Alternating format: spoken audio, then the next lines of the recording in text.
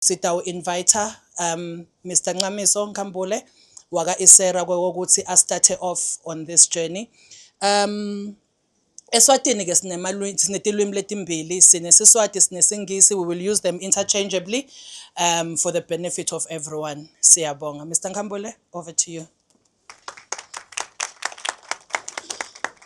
Ngiyacela kuvusela tigaba uvusela ku babe CEO ne exco yakhe nayo yonke i-team yaka IDCE.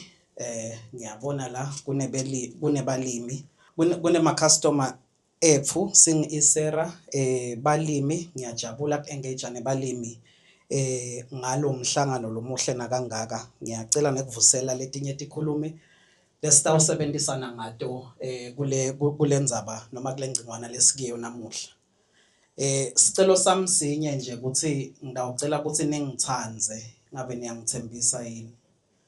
Ngifisa ningithembise kucala ngingakasho ukuthi leni ngoba kune possibility yokuthi mhlawumbe lokule ngidawukwethula namuhla ngendeka kungakwehli kahle, ngendeka kokulethele kusaba. Kepha mina nje ngicela ungithathe njengabhudi lomkhulu lotakutshela liciniso lelitawukusida. Alikavami ke liciniso kuba mnanzi nenkakha ayisimnanzi nemahala akasimnanzi, kepha they are highly recommended bodokotela. Nemaphilisi akekho mnanzi kepha ayaphilisa angithi. So ngidawucela lokho ukuthi sing Isera sitawukhuluma nje leliciniso njengoba linjalo. More so because we have seen these things tendeka lengaphandle, sitibonile futhi letinkinga. Lo munye umsebenzi wethu as regulator ngingangena nje kakhulu in my presentation ukuthi uma ngabe sekukhona tingcabano letikhona within the electricity space kuyaye kumele bese sesiyalamula.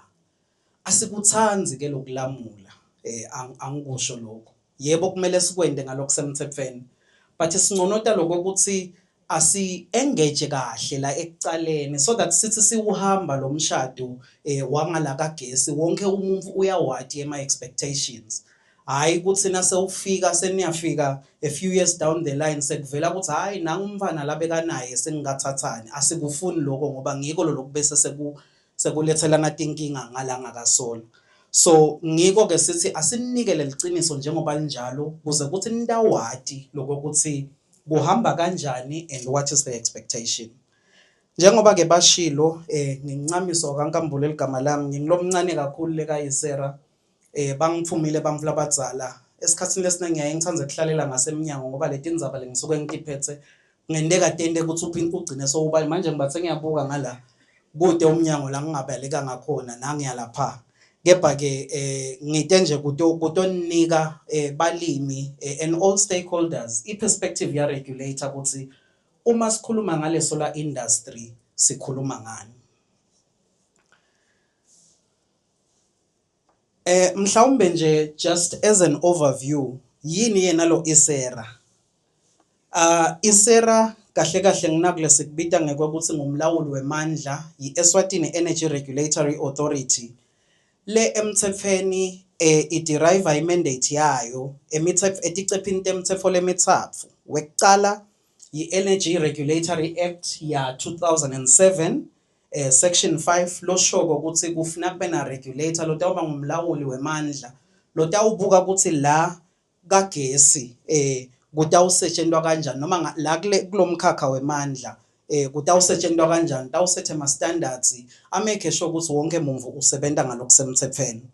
Kuphindze kube ne-Electricity Act nayo number 3 of 2007 leshoko ukuthi uhulumende kuyawufuna ukuthi establish a regulator. Siphindze ke futhi singabi ngakagesi kakhulu kuphela, yebo sitenga gesi namuhla kepha asikabuki igesi kuphela, siphindze si-administrator nakulabathi i-Petroleum Act lokusho ukuthi sibuka bo handigesi, siphindze sibuke nabo petrol nabo diesel ukuthi kuhamba kanjani. And umsebenzi wethu number 1 ulicense ngiloyo umsebenzi wa Isera. Kwesibili ngiloko ukuthi sakhe lama standards ukuthi technically yini lekumele sicomply ki wonke umuntu lo la kule field acomply kiyo. Ka electricity ke siphindze sende i pricing njengoba niyaye nibone nje eminyakeni siyaye sithi senivakashele i-EC ufaka sicelo athi ucela ukukhulisa kangaka bese ke thina sesiya evaluator sesiphuma ke nale ntengo lengiyo lekumele bayi-apply. But ke lokunye futhi lesikwendako simake sure ukuthi competition iba fair within the space, energy access, senda ne-power procurement angeke ngene kakhulu. Bese ke senginakugcina lele ngishilo lokho ukuthi asithanzi kwe-dispute resolution, and we do appreciate ama-engagements la kanje ngoba atawusenda ukuthi singafiki ngale ka dispute resolution. Next slide please. Lesithombe lesi ke ngiyakholwa siyabonakala nakulamalambu langaka. Niyasibona muzi. Regulator ke ngilolo lamkhathini lofake inhloko yakhe. Nakungathiwa nje summarize umsebenzi wethu as regulator. Kunale Joe la ngetulu ngilenye stakeholder, kune Joe la ngaphasi ngilesinye stakeholder. Bonke bafuna competing interests. But thina umsebenzi wethu is to bring a balance, because if we don't bring a balance nathi siyalimala lapha. Kucrasha kwale industry yakagesi kufana nekufeyila noma nekucrasha kwa regulator. So that is how difficult our job. Ngiko ngithi ngicela ningithanze umsebenzi wethu ulukhuni ngoba kufuna uyabona na unesithembu Mosi ukuthi kufuna umake sure ukuthi lo happy abe happy enough, but lo unhappy abe unhappy enough, but kube khona lokutamjabulisa futhi ukuthi ahlale noma uhlalela abamfana noma uhlalela ini abe naso sizathu sekuhlala. So ngiloyo ke umsebenzi wethu lolukhuni as the regulator. Ngicela kungena ke kulendzaba leside ngayo namuhla yesolar. Ngala ka solar regulator kunemthetho lawakhile lobita ngekuthi ngema embedded generation bylaws. Lo mthetho lona ke nguwo lowengamela ukuthi uma ngabe nje ufuna kufaka isolar mhlamba ngicale ngaloko ukuthi yini yona le embedded generator nje ngoba ushilo CEO ukuthi utawuba nequiz ekugcineni kwesession. Uma sikhuluma nge-embedded generator sikhuluma ngalokuphehla gesi ngalokuhlanganisiwe. Kuhlanganiswe kanjani? Ngilokuthi ngidawuba nesolar ngiphinze ngibe nagesi wasemagesini. Ndamthatha gesi wami wesolar ngimthathe futhi gesi wami wasemagesini ngimthele ebhakedeni bese ke sengiyawusebenzisa. Ngilolo sithi ke i-embedded generator simsebenzisa ngalokuhlanganisiwe lo gesi. And ke ngiko ke regulator ke wase sowakha lo mthetho lo tawukhona lokuthi ngoba uyabona nangabe lo gesi umsebenzisa uweva nje off nakulesi si off grid kude umuntu lotama affecta right. But nangabe utawuthatha gesi wakho uphinza umbhici newasemagesini, it is important for us as a regulator to make sure lokuthi kukhona lo tawu comply kiko ngoba whatever that you do angeke affecte wena kuphela kodwa affect abasemagesini futhi kunga affecta nabomakhelwane bakho laba connected kule line lakho labede bona emasola sikubonile lokho sisasebenza singregulate. So lama embedded generation bylaws ephu ayachaza ke ukuthi uma ngabe nje une solar plant yakho le less than 100 kilowatts wena awuyidzingi i-license, kepha le licensing function noma le approval function yaleyo plant kusukela nje ku-99 kuya phasi, that function has been delegated to your supply authority. The reason why ngithi to your supply authority kuthi ema-supply authorities ephu noma ema-distributors ephu akusiye i-EC kuphela. I think angikusho nalo tikhona letinye tinkampani letibo i-EC le etinzaweni letinye. So depending ukuthi uconnecte but so incumbi yethu si connecte ku-EC emandla ekulicense kusukela noma eku-approve ema-installations kusukela ku-99 kuya phasi lawo regulator uwanike i-EC noma loyo lokuthengisela gesi kuthi akhone kubuka lokho ukuthi uyacomply. Akusho kepha ukuthi noma song100 kuyetulu loyo lokusupply ngagesi noma labo basemagesini baba outside the picture.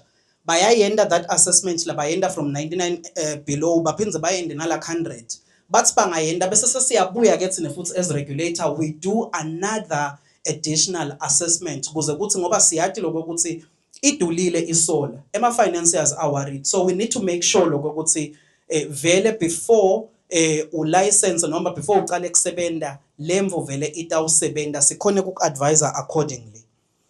Kepha ke njengoba bese ngishilo nangabe plant yakho ingetulu isuka 100 iya etulu lapho vele kufuneka uapplyele nakule kuthiwa yi-license. License ethu ahlukene kabili, kune full generation license lengicabanga ukuthi mhlambe ngeke apply kakhulu la kithi, but uma ngabe ufuna ukugenerate gesi for your own consumption, you apply for what we call an exemption, which is renewable every 2 years with the regulator.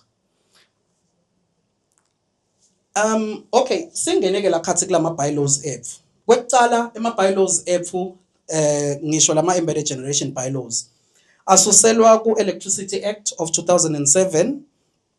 Kwesibili njengoba bese ngishilo asakhela le framework yekwekuthi uma ngabe utawuphehla gesi ngalokubhiciwe isolar yakho iinteract na gesi wasemagesini yini lekufuna umake sure ukuthi uyakwenda nebasemagesini futhi there are also responsibilities that they have to undertake to make sure ukuthi i-system yagesi is balanced. Lokunye ke futhi lama embedded generation bylaws ayaspecify lokuthi ngoba angeke ukhulumile CEO lana ukuthi ungayifaki engine ye truck ku Corolla ngithi.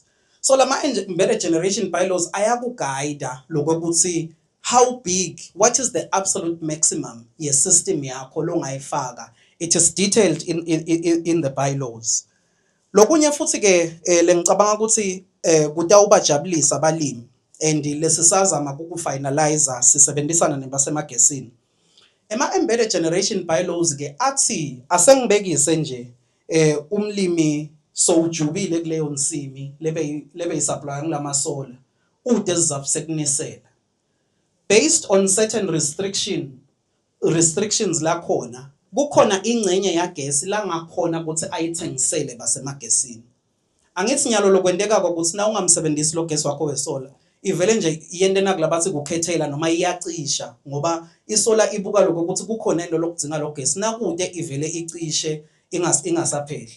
So nyalo ke lo mthetho lona lomusha lesikhuluma ngawo uyavuma lokho ukuthi ingcenye yalo gesi lomphehlako lesithi yi-excess ungakhona ukuthi ukuthengisele basemagesini. Ngidawudemonstrate lokho ukuthi nithengiselana kanjani but lokho kushiwo ngilomthetho. And then ke ngicabanga ukuthi bo dispute bese sikushilo uyasho lo mthetho ukuthi dispute resolution itawuhamba njani nekwekuthi uyasita ke futhi sing regulator nawo onke ama players lokuthi akhona lokudetaila lokuthi in terms of compliance yema embedded generators ihamba kanjani. Yini ke sizaphu sala ma bylaws kwekucala nje ngiloku promoter i-private sector investment angisonke sika private sector la. So regulator noma angithi hulumende unaso lesifiso sekwekuthi kungene i-private sector idlale within the energy space ngoba angithi siyathi nje ukuthi la kaNgwane si importer around 70% wagesi sim importer emaveni abomakhelwane. So uma si invite le private sector ukuthi idlale within the space siya reduce le import so nathi silive kukhona la kusita khona uma ngabe nine nje njengebalimi nani senikhona lokutiphehlela lapho nitiphehlela khona. Kepha ke lokunye lama bylaws asinika le guidance lokuthi nangabe sengiyafuna ukutiphehlela uvele wathi nje usadecide ukuthi kumele ngicomply na A B C na D. Regulator na ke takutong check out check nako and ufuna nako. EEC na ke takutong check out nako and ufuna nako. Lokunye ke lakuzamako lama bylaws which is basically umsebenzi wa regulator lebese ngiyuchazile uzama lokubalansisa lama interest. EEC unema interest akhe nani ma customer nema interest enu. So lo mthetho uzama kuletha that fair level ground lokuthi one will lose something but they will also gain something. Nawe as umlimi kukhona lo takuloser but kukhona futhi lo takugaina and naso uthi uyabalansisa konke ukhanza ukuthi konke kukahle kufair siyakhona kusebenzisana. Nekwekuthi nje lokumcokwa kakhulu lama bylaws endela lokuthi sitoba nale stable and efficient electricity supply system. Asengibekise nje la Kuke kwaphuma umlawuli uke wamandate basemagesini eminyakeni lendlulile ukuthi sicela ukuthi onke emasola niwa register. Mhlawumbe kwavakala kakabi esiveni kwavakala kangazuthi iisiso ufaka iTax. Kanzi it is very important for the EEC ukuthi ati ukuthi labaphehla ngemasola abangakanani. Utawuthi lo munye ungenela naphi iEEC nesola yami ngoba ngitifakele imali yami. Angithi nasekusibekele uthi ngageswa bani. Utawati ngani iEEC ukuthi ebusuku ngithi ku make sure ukuthi nginema generator ami noma ngithenga gesi lo tawu supply abantu labangaka. Bese emini futhi iyehla idemand yami. Noma nakungendeka kusibekele ngendeka ukhanza ukuthi sekuvele sekuyanyuka ukuthi kanti mina bengingakade ilungiselele. So lokho ukuthi athi regulator everyone must register. Bekentela lokho ukuthi kutomsita naye iEEC atokhona lokuplana kahle.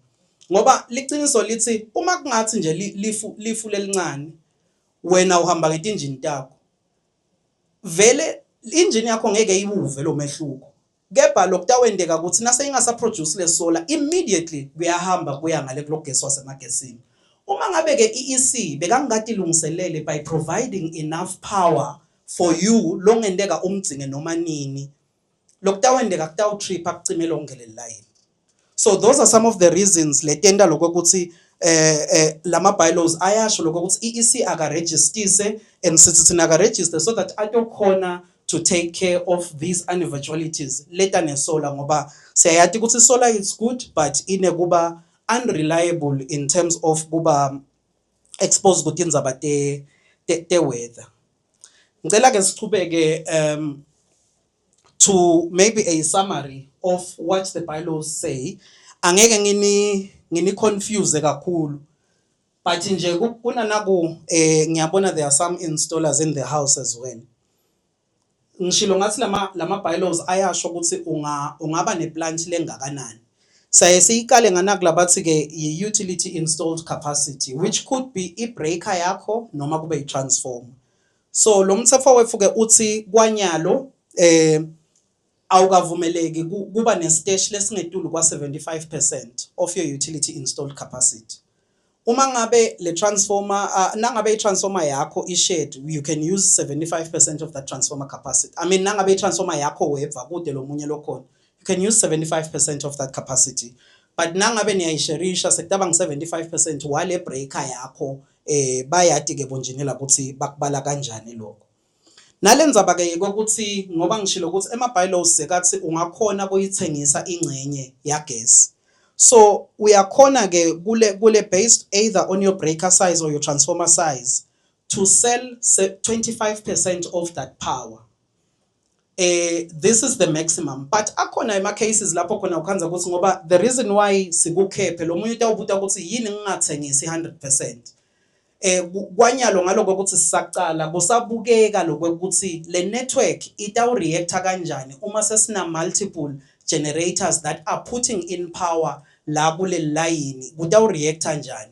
And then probably nasasibona lokho ukuthi we have enough capacity and sesinayo enough understanding ukuthi iimpact yala masola uma ngabe wona sengiwo la sa shintsha le direction yagesi ikanjani.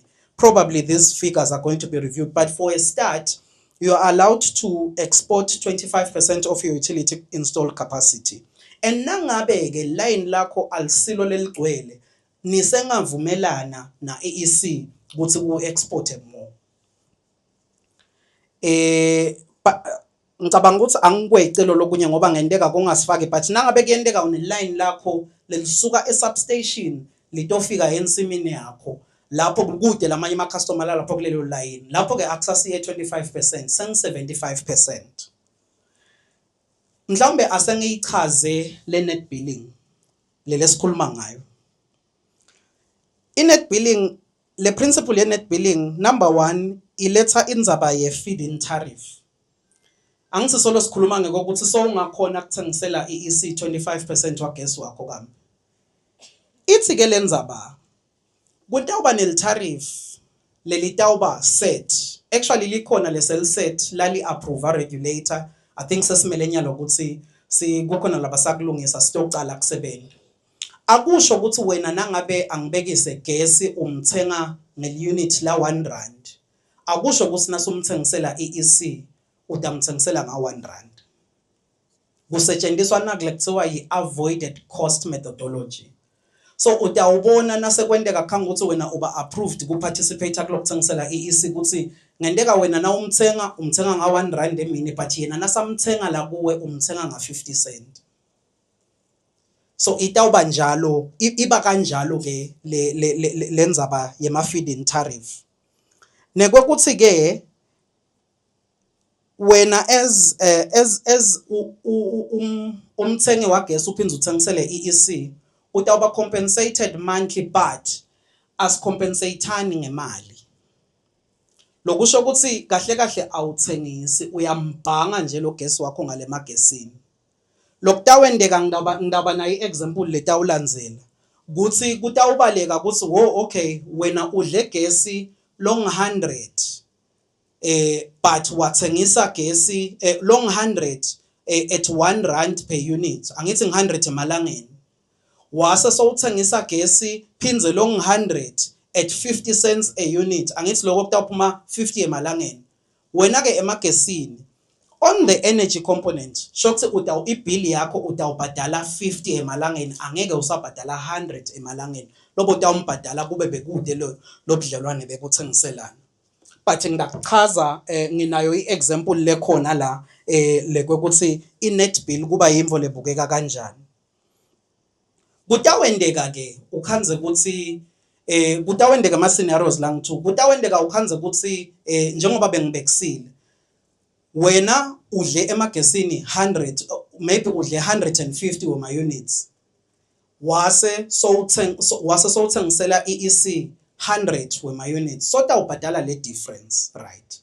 But nakutawendeka udle wena 50 wema units amagesini bese sowuthengisa 100 wema units angithi kutaba na 50 etewaya phela emagesini uze yeni yangikweleda bafethu lethani 50 emalangeni wami. But lokutawendeka you will carry over kutawuba yi-credit you will carry it over to the next month ngoba lo mthetho uthi there shouldn't be any physical or monetary compensation in the EEC. Lokutawendeka nje yena utakwehlisela la kule bill yakho ngale nzengo le approved by regulator. Kutawendeka ke ukhanza ukuthi mhlawumbe le mali yami le credit yami iphike kukhula angithi ngoba kahle kahle sithi thine mbeke lo gesi wakho ka EEC kepha mudle.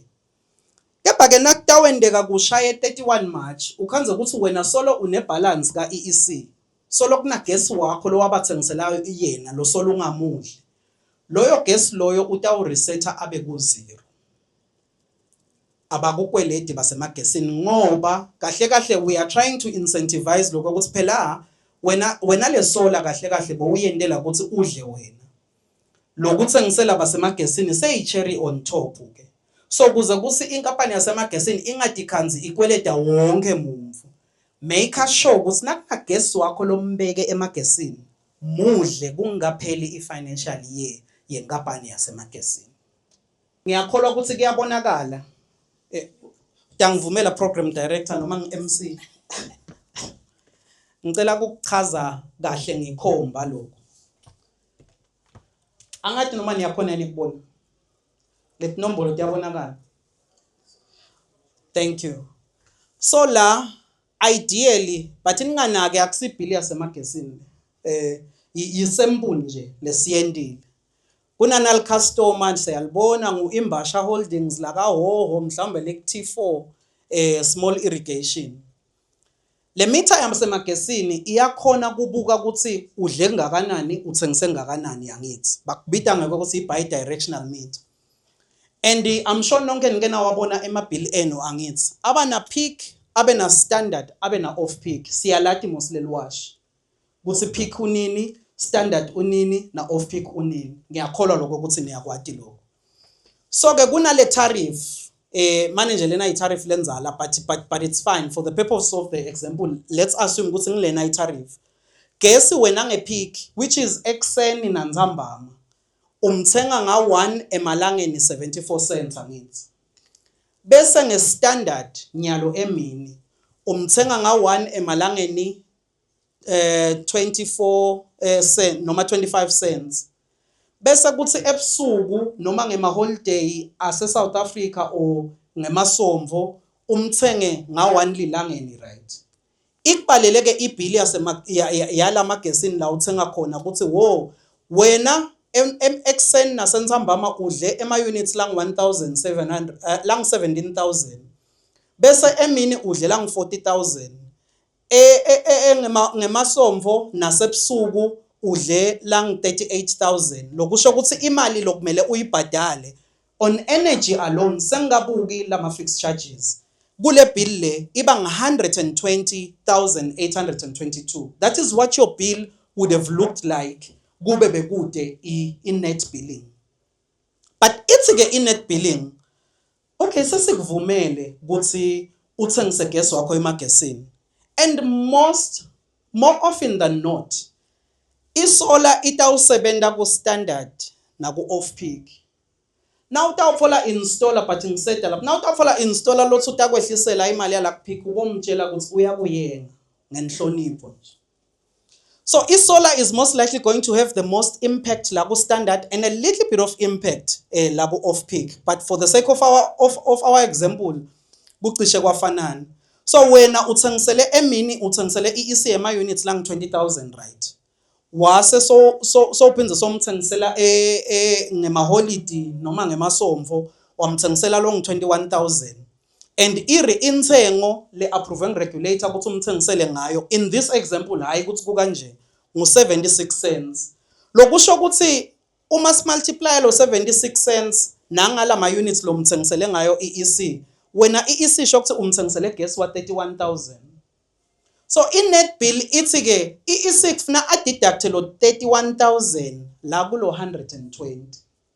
Wena bese sowubhadala le difference, which is basically around 89,000 if my maths is okay. Bese ke sengikhani kungena lama fixed charges, which is your facility charge, your demand charge ne-access charge njengoba nihlale nikubona emabill. Le component le ayi-affectwa isola. So nibobabona bo installer lo takutshela nje installer ukuthi utakwehlisela na babo facility charge nabo demand charge nabo access charge. Uvele nje umtshele ngenhlonipho uyangilutha wena wekunene. Amen. Ngicela siqhubeke mfundisi.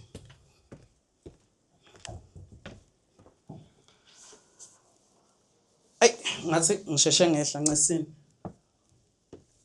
Vele ngathi sekufuna sale ngilo performa la stage. Mhlawumbe this is ibill luckily ngiyikhathile. This is a bill that you typically get emagesini, right? I'm sure nonke niyakujwayela lokho. And ngiyacela lokho ukuthi nikunake lokho ukuthi ngikhulumile ngale ngabo excess charge. Angise siyathi access charge. Sidayichaza but angisita nebasemagesini bayichaze kabanti nangabe khona la ngikhe khona eceleni. But kune access charge, kune demand charge, bese ke sekuba nalo off peak, peak na standard angithi bese kukhulumisile ngale. Bese sekuba ngile facility charge lokubese ke sekuba ne levy yahulumeni. Ibill kumele I think one of the things nje lengitibhalile as ama recommendations njengasoma business njengemlimi you should be able to understand this because ngiko lokutakutshela lokho ukuthi in terms of viability business yakho vele kuhamba kahle inla kagesi. And njengoba nibona intengo nje ye off peak niyayibona mos ukuthi 98 cents, ye peak ngu1 lilangeni 17 cents, and then ye standard ngu1 lilangeni 21 cents. And inbokunaka kunana kubo low demand nabo high demand mos angithi nikujwayele. So this is how your bill will typically look like. So njengoba bengisho ngale kucaleni uma ngabe nje ngiyita mina ngincamiso nkambule ngidokuthengisela isola ngaze ngathi ngidakuthengisela isola angithi uyabona ukuthi la ku standard lama pump adla 14,000 units noma nje ya 14,800 units angithi ngaze ngafika nesola leta kuproducela 30,000 units. The question is utawuyapi ngoba normally isola isebenta la ku standard. That would basically be the most simplest thing longakusebenzisa ungumlimi to evaluate lokho ukuthi le mvula bangiproposela yona itangisebenzela yini. Ingaba kahle. But lokho ukuthi itakusebenzela yini, just take your bill ubuke over a 24 months period. Ubuke ukuthi la ku standard ngivame kudla ama units langakanani. Bese ke so ubuka against le proposal yalomuntu. Yebo kona la ku off peak there's a certain percentage that you will benefit, but nje the easiest benchmark buka nang standard over 24 months ubuka average ukuthi sithini, and then look for a system that will try and work out, because you are definitely not, if operator njengoba operator nyalo, you are definitely not going to make an impact on peak. You are not going to make an impact also kulabo excess nabo demand charge. Angikuchaze ke lokhu bengithole eCoca-Cola manje ngathi leya beer ichazeka kahle kakhulu, iyakhona ko sticker kubamba. Ngilokuzama ukuchaza letindzaba dabo access charge nabo demand. But mhlamba ngicale kuleli bullet lekucala, isolar angeke ize iwathinze ema fixed charges akho. Ma fixed charges yini? Yi-demand, yi-facility charge, yi-access. Angeke isolar ize ikwehlise lokho. Angiphinzi. Isolar ayikwehlisi lokho lokuthafa. Lokhle kwendeka kuyendeka ikukhulisa kunokuthi ikwehlisa.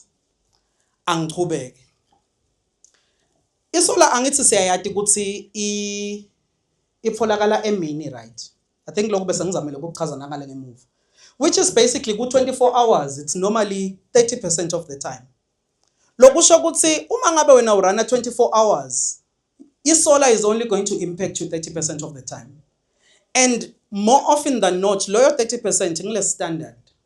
And njengoba ngishilo, zama ukuthi labakudesignelako bakudesignele based on ukuthi standard uspenda malini.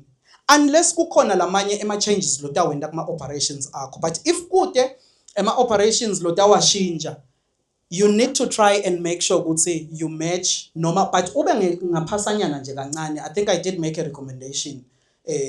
Ube ngaphasanyana kwalo standard lovame kumudla ngenyanga. Naku ke lokuvame kusendekela sine sibalimi. Angithi sonke sinemapampu. Ipampu ke ngalendlela lesebenta ngayo inanakula bakubita ngeke ukuthi isebenta ngeelectromotive force, shokuthi iyakha emamagnet nangakubeka nje kanjalo bese sekuthiya kadzeni iyakuze iguquke kusuke kungile magnet le yenda lokho ukuthi le pump iguquke, right? Manje ke uma iguquka angithi niyalibona letinkambi tamtafaro leti ngubhiya labake bambona ku TV, angeke ngithi abaphakamise labamnathile, but nami ngike ngambona ku TV ukuthi nabamthela kuba nalo bhiya kube naleligwebu, kepha ngeke nasubhadala uthi mina bengithenga bhiya bengingathenga emagwebu angithi, noma uthenga imfishi noma uthenga emaphoshini esitolo, angeke uthi bengithenga lenyama angithengi le ice ngaye ngabona lo mnyakala banana mcatile. You can't do that. Kanjalo ke nala kuze kuthi le yebo kona wena emagesini uthite ufuna gesi, but kuze le pump yakho iguquke kahle isebende yende lokufunako idzinga nanga emagwebu nanga. Lokwenda ke kuthi ukhanze ukuthi ibill yakho seyiba setulu ngunanga emagwebu. Unfortunately isolar yebo iyakhona for a limited but kuncane kakhulu iyakhona kuwa provider lamagwebu, but lokutawendeka na ufaka isolar kwehla lo bhiya emagwebu asale noma increase kancane. Utawube sese uyakhala ke wena uthi angiwuboni mosle mehluko nangibathe ngieda sikwelede ngisibhadalako ngibuka nebill yagesi mose solo kuyafanana. Uma ubuka la ngiyakholwa ukuthi dincane inombolo dami, but ndatibona le kule bill yenu yagesi. Noma ngicela sibuyele to the previous slide, I think bekungcono. Lamagwebu lengikhuluma ngawo nginayi demand. Uyalibona li unit lemagwebu ukuthi ligwebu lilinye linga 150 emalangeni. lilinye ligwebu but li unit la gesi lotalisebenzisa asibuke nangu standard. Oh no, sorry, alisina 150. Ling 178.9 rand phela igwebu lilinye.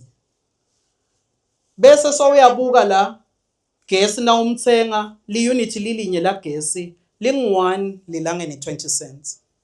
So uyabona wena lokho ukuthi kulokwehlisa lo bhiya you are impacting lo 1 lilangene 20 cents. Kanti your biggest expense ngunangu 1 lilangene 178 per unit. So ngiloko ke lokwendekako na ufaka isolar. Ngicela sibuyele ku the next slide.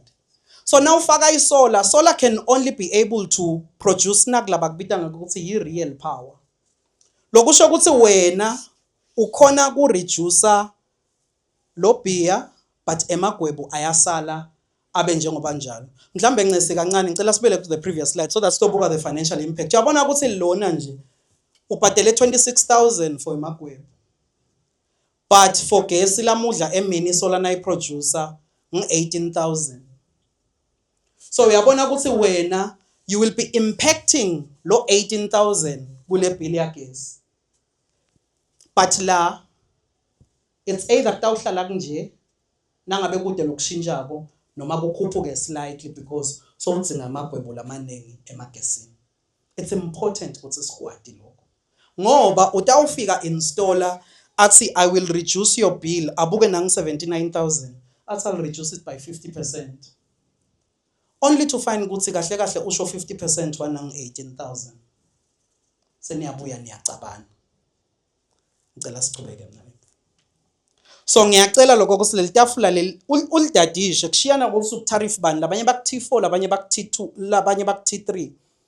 But it's very important because that is what makes up your bill. Ningakhohlwa ke lo mbhalo lo. Nase ubona nje ibill yakho ubone ukuthi emagwebu nanga bhiya nang shokuthi total yami lengiyidlile ngunayi. Ngicela siqhubeke mina. Maneke aku le decoration yami lapha ifihlile. But lana I was trying to make an example of a real scenario. This is a real case that we were investigating as the regulator. Uyafika client, uyacela license, nakayicela license, kube khona kukhulumisana lokhu njeyana, but simnike license. Abuye 2 years down the line. Athi hey, lemvo le nang license ayona ayisebenzi. Lo muntu lo wangifakela asiyiboni le difference yalo gas. Ngeke sisasho phela ukuthi zakutshela. Ngoba unfortunately kufuna sibe kind. We go and do an investigation to see lokho ukuthi yini lebanga lokho. Now naka la. Okay, I think now ungafocusa nje kancane kuna icolumn nayi. Angithi you remember ukuthi ngithi kunema fixed charges kunema kilowatt hours which is the units. So we just did a matrix to see ukuthi what percentage of ema bill abo are the fixed charges and what percentage besibuka lokho ukuthi kule total bill what percentage are the fixed charges. Sabuka lokho ukuthi before afake isolar ema fixed charges akhe ema fixed charges ngilala afake emagwebu angithi nabo facility charge they were 50%.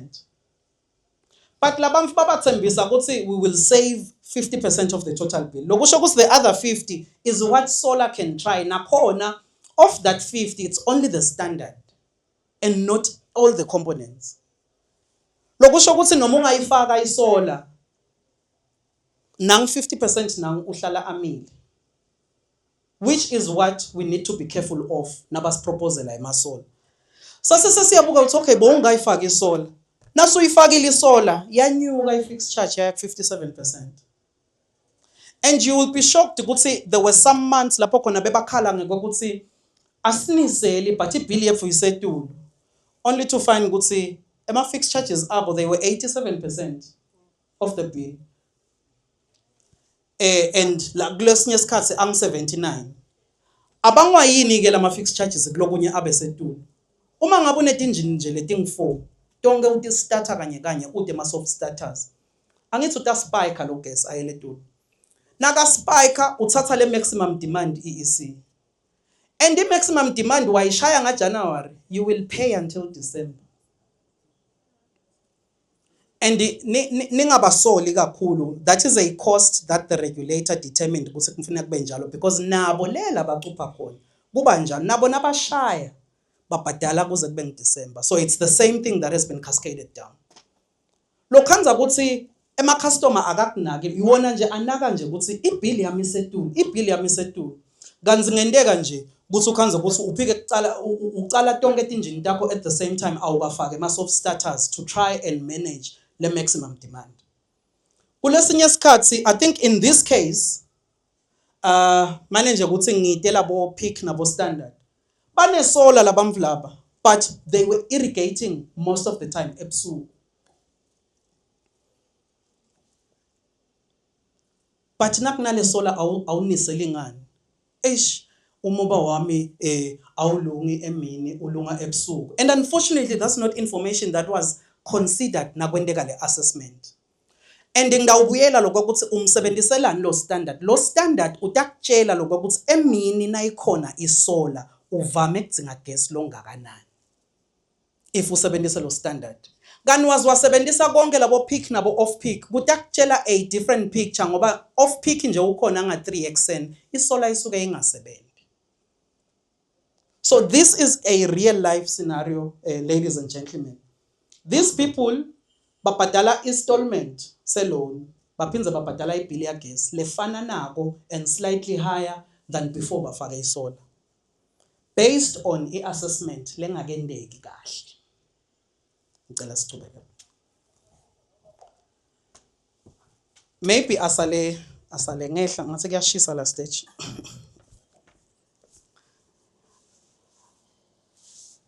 mhlawumbe ase sibuke lokuthi lokusengenifuse kangaka how do you make solar work I think bese ngikushilo ngidawube ngigidza ndzawonye understand your bill on your consumption patterns yati ukuthi gesi lo mbhadala kwemagesini what is ungabuki le total lengaphasi but dadi leti cukushwana because then it will make you ukuthi uconnect understand lokho ukuthi what can you impact nangabe ufuna kufaka isolar lokunye lengingaku recommenda nje mina if ufuna isolar ekusebentela cala nge-energy management i-energy management kuyibeka nje ngendlela lesimple angithi niyakhumbula kadzeni besinalama globe lamakhulu labe kakhanya kube yellow musi niyawabona musi nyalo sesifaka ima LED for the same amount of light lebe kwendiwa 100 watts kwendiwa 10 watts nyalo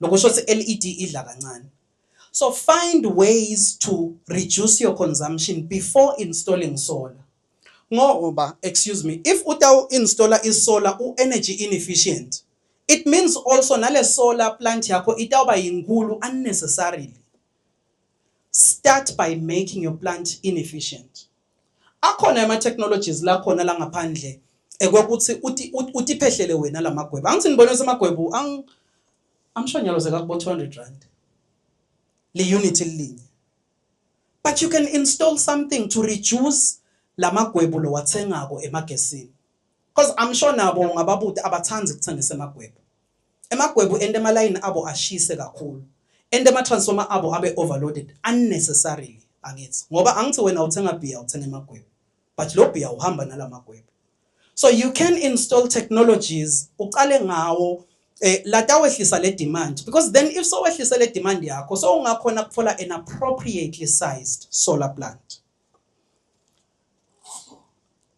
nanaku ke lokunye loyayo khanze ukuthi emafama akakuthanzi but angikusho ngoba ngishilo ngathi nginoba ngibig brother mina namuhla isolar imnanzi ngekwekuthi you can start small it doesn't hurt to start small yebo kona bangitshelile ukuthi ngidzinga 100 kilowatt but kuneke ukuthi ngihambe ngiyoboleka imali lengite yona lengingasisho futhi ukuthi ngidawukhona kuyibhadala yini ngingacala nge 20 kilowatt ngibone ukuthi yenda njani isola uyakhona ukukhula kancane kancane kancane kancane uze ufike la ufuna kufika khona. Kungcono ukuqala kancane. I think some of the sites lesiwabona la successful aqale kancane ayibona i-difference athi hayi asengikhulukhulisa aphenza khulisa ayibona i-difference.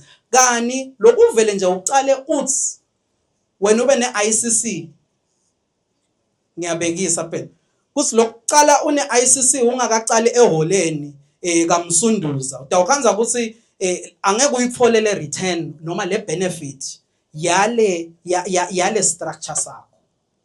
So it's important, start small. Yebo kona mhlawumbe utawubona ngazuthi utawuseva 10 rand. Kungcono ukuseva 10 rand kunelahlekelwa ngo100 rand. Ngoba libhange imali yayo liyayifuna. And unfortunately ngoba utawusuke athi IDC ngidawudlala isola angeke uzukhona ukidla isola. It's against the law. Isola ayidliwa. Manje ke sebatawudlana nineke. Asathi ukuthi batandla ngefork and knife noma njani. But anifuni kudliwa ngithi. So it's important lokho ukuthi start small. It doesn't hurt. Kwegcina lengakusho before I get into my last phase of the presentation, which is the licensing process. Bayaye bathi nangabe uyothenga igrocer ekhaya ube udla usutha bese so uyahamba uyothenga. Ngoba ubonaka na ulambile konke kukunukela kahle ngisho nembila oyikosa noma ungawuthandi. What am I trying to say? Don't make an emotional decision. Noma ngabe yihlekwani le proposal lesembi kwakho. Sleep over it.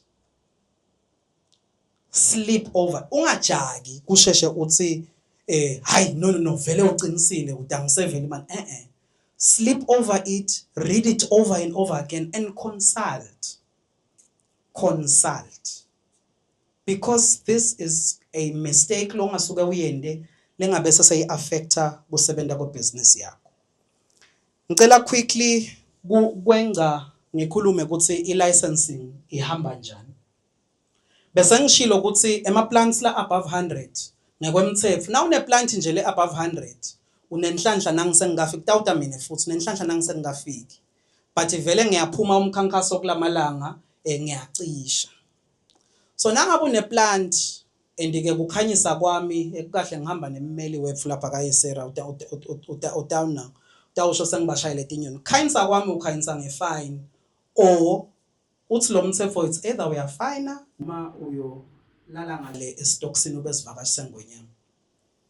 So siyacela kwanyalo nawutitele wena utosho ukuthi yathi sekungonakalele sekungakhakekele isola angathi uthi kuyendeka into ingetulu kwa 100 bengingadi ukuthi kufuna i-license. Ngiyacela lokho ukuthi uvele ehovisi 100 kilowatt. Yes, it's the power capacity 100 kilowatt. Yes. Now nayo ngiyacela kungafiki mina ekuqala ngoba nginobe ngingakagcoki ishirt leli emhlophe. Nase ngifake ama covers netibuko ngendlela ngifake letimnyama ungasaboni nalokuthini. So ngiyacela bakangwane asisebenzisa ngoba lo mthetho uma ufunza nje uthi no person shall construct, own or operate power system infrastructure without a license issued by the authority. So le license uyithola usacabanga ukuthi ngifuna kuba nesola. Hayi nasewakhile. Nitawubona ezesichubeka ukuthi kumcoka kwani lokho ukuthi uyicelele license before nawe as a consumer uyakuprotect. Inhlobo tema license leti ngicabanga ukuthi angeke ngene kibo kakhulu ngingadle isikhathi. But in terms of iflow yethu uya apply, process, si inspect bese ke i-decision seyiyaphuma ukuthi i-license uyayithola yini. Yini lesikudingako as regulator uma sifuna uma uapply la license kwekucala kune application fee leng 10,000 emalangeni lekufuna uyibhadale kwitawendeka ukuthi futhi ufuneke ukuthi uadvertise for some licenses but not for exemption for own use, and then kune application form lokufuna usigcwalisele yona. Lokunye siyadzinga lokuthi ukufole ama-approvals abo-environmental ba-check-e lokuthi vele la ufuna kufaka khona kuyavuma yini ngetemvelo. Siyafuna nekwati futhi ukuthi lo mhlaba lotawufaka kiwo unawo yini ilungelo lokusebenta kiwo. Siyayifuna ne-company profile, siyafuna nama-technical requirements, usinike onke lama-detailed diagrams nalama-designs. But lokhu sivame ukukhulumisana nalabo installer, but please make sure ukuthi tikhona letimvo leti. And then lokunye ke lokuphindze sikufune siyaphindze sikubalele ukuthi i-positive yini na i-NPV la khulume ngayo CEO or i-negative. And ngicabanga ukuthi ngidawungena ke ko in the next slide. Ngicela sithubeke. Okay, ngala kule technical assessment, I think I'll just rush through it ngoba sike sakukhuluma. Siyabuka lokho ukuthi uyisize kahle yini. Na ungakayisayizi kahle siyakhulumisana, sicela ubuyele uyisize. The limit is 75%. Siphindze sibuke lokho ukuthi ukhona ingesi ingakanani transformer, ingakanani capacity line, tonke letimvo. Sibuke nalama inverter ngoba kutawendeka uhambe angifuni kusho but uhambe wekulelinye live lelingale ngeshare. Ubuye nema-inverter noma nema-solar ukhanza ukuthi akasiniki lo gesi lotawukhona kuba compliant nalo gesi lesinaye la kangwane. We have a specific list yema-inverters lesiwasebenzisako. So it's very important to ensure ukuthi le installer yakho isebenzisa noma ikuquotela ema-inverter la within that list, because if it is not within that list, it is not going to be approved, especially in the issue yema-embedded generators. Lokunye lesikwendako kunayi report lebe nginitshengisa yona lapha ukuthi uyaye alethe installer athi ngidakwakhela i-solar plant itawukhicita lokungaka. Thina as regulator ngoba hayi ukuthi ngoba asimthembi installer, but because we are protecting your interest as a consumer, we start that design afresh. Siyicalela phasi bese sesiyabuka ke lokho ukuthi umshini wa installer uthi tekta uphuma gesi longaka, lo wethu uthi tekta uphuma gesi longaka. Nangabe vele i-difference i-above 20% sitawuthatha lo wethu ngoba siyawethemba. Angithi bese ngekho naka simulator installer. So siyicalela phasi le process to make sure ukuthi lokhu la kuthengisele kona vele kungiko kuyendeka yini. Ngicela sichubeke. Nathi ke inkinga lezivame kudibana nayo. I think kwekucala bese ngikuchazile ngilenza baye ukuthi sicale lokwakha singa license. Siphula umthetho nasenda njalo. Ngiyacela bekunene asingacali kwakha. Nangabe nje senivumelene na installer, senivumelene nelibhange, celani license. Because cabanga nje ukutshelile installer ukuthi udzinga 100 kilowatt. Thina nasithi siya simulator sibona kungazuthi hayibo your maximum is 50 kilowatt. But wena sofakile le on site. Sekufuna uchacha, sekufuna ukufole refund, akasakurefund install. So it's important that you do these things early in time, involve us. Sitokhona kuku-advise accordingly. Lokunye ngilendzaba lebe ngiyisho ukuthi avele athi ngidakusevela 50% of your bill. Nani ubona nje nani ngabuka lo mvodolo yanje naleya it's a real life case. Lo muntu uconsumer ngana igraph le blue.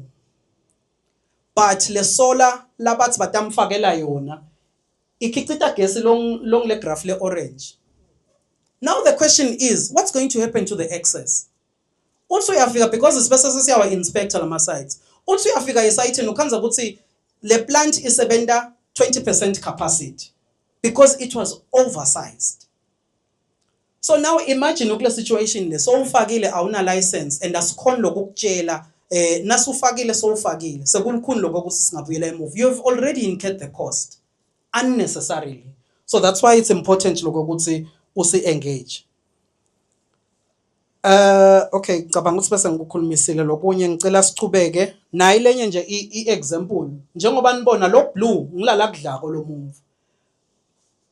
But uyabona la ekucaleni lo orange ucala bangephasi bacala ngale solar lencane bayibona bona i-difference bathi hayi khulisa ndoda yakhula isolar yaletuli i-load yangakhuli, and then they started having problems because they got too emotional and too excited.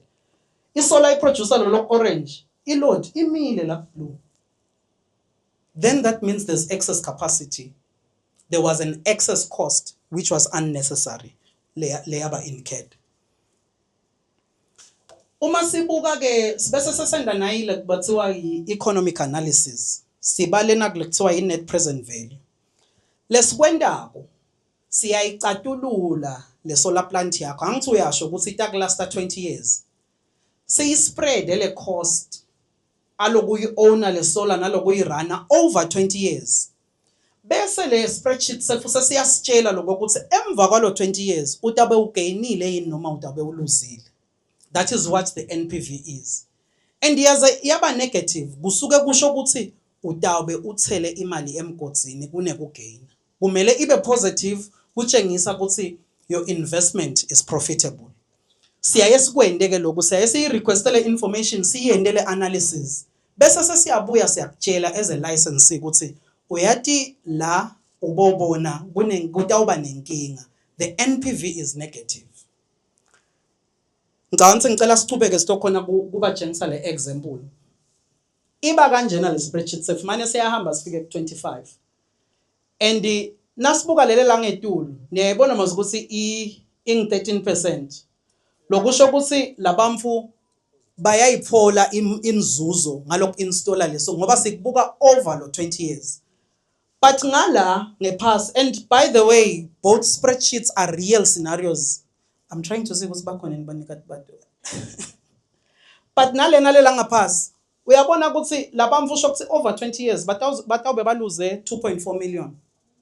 It may look like incane, but why would you put 2.4 million down the drain?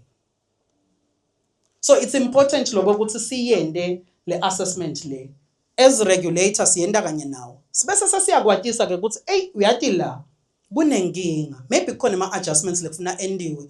Lokungenani kumele ithi 0 at least ke, but yaze yaba negative kusho ukuthi wena your business is not profitable. You are throwing money down the drain. Siyayeke bese sesiyakubita ke uyi applicant sikutshele bese sesithi umthetho awusiphoceleli lokho ukuthi singakuniki ilicense noma i-negative le-NPV. But lesikwendako siyaye sifune lokho ukuthi usibhalele usho lokho ukuthi ningitshelile kepha ngifuna ukuchubeka. Now buya after 2 years so uthi hey lo installer wadlala ngami, the first thing lestakubingelela ngayo ngile ncwadi lo wathi ningitshelile ngathi ngifuna ukuchubeka. Asakhulumi kakhulu yebo bona sitakusida, but unfortunately because sikubonile lokhu kusiniketa inkinga vele sidikhanza sesenda dispute resolution more than anything, and that is why we made this publicly available ukuthi you can even do your own assessment. Ubuke lokho ukuthi vele le project itank benefita yini, but nangabe ufuna ukuchubeka it's a willing buyer willing seller principle. Umthetho uyasalela ukuthi singakuniki license, kepha nangabe ube above lo 75% hayi lapho ke nani as negotiate. But ngala etimalini ngoba kuyenteka ukwenza ukuthi lo 75% awumdzingi, maybe when you needed 50% of your UIC, but vele as negotiated 75%, but la sisuke nje sendela ukuthi yadi ngoba esikhatsini lesinengi utawufika lo munye akhulume isingisi uvele ubone inombolo ekugcineni ngiko sibese sesiyakubita sithi hey installer wakho ukukhulumela isingisi nako uthini lesikubonako, and ayikavami kukhaphasi. In my very short experience ayikavami kukhaphasi le analysis yethu. Sengigcina lo sesihlalweni mhlawumbe lo munye utati buta ukuthi sinema installers la kangwane, but umsebenzi kuyakhalwa kuyabonakala kuyasha kuphi thinking ngeke ngabona lenye nje bekucangene itinzambo ngatibona nje ukuthi ye lana ngabe ngidawuphuma ngiphilile yini. Wendani iregulate sisebenzisana ke nalamanye ema stakeholders ethu lokufaka ekhathi bo DIVT basemagesini na hulumende wase Taiwan. Regulator wakhana kulekuthiwa i-accreditation program sesiyakhona nyalo kuba trade test abamfu bemasola. Yebo sikupilotile but nyalo sisalungiselela i-national rollout.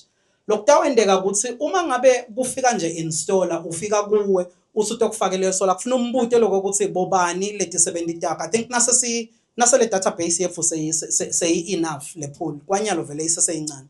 Kufuna umbute ukuthi ngicela ungitshele ukuthi bobani laba leti 70 taka.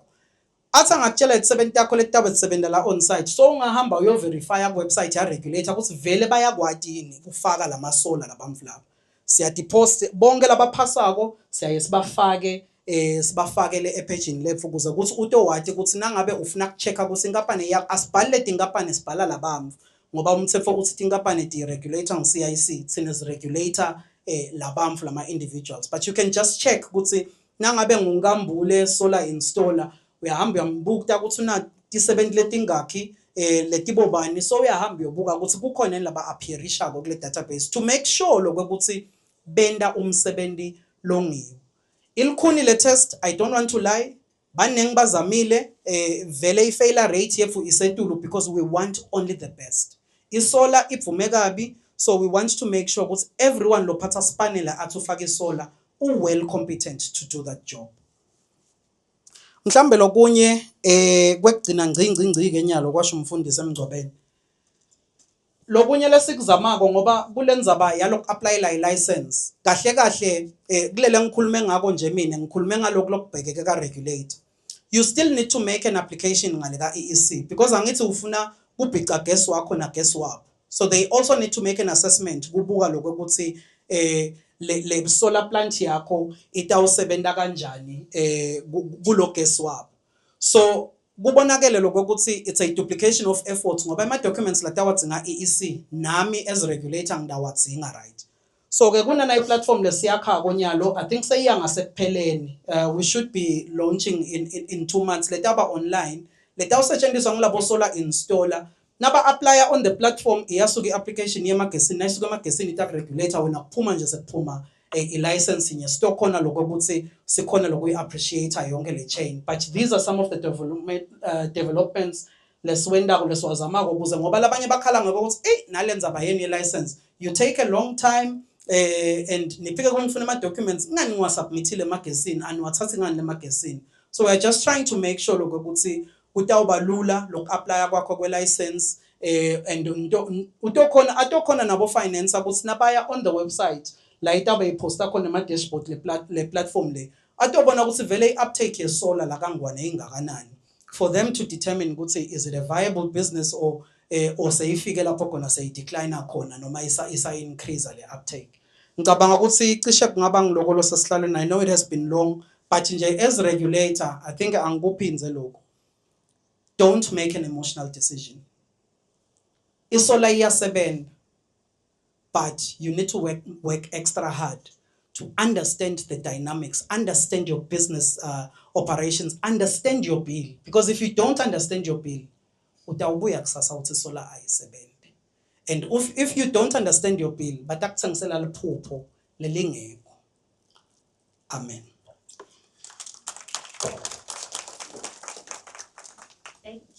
Thank you. Yo, Bongenamanga Kutsi, Vele, you are here to scare us. It was a lot.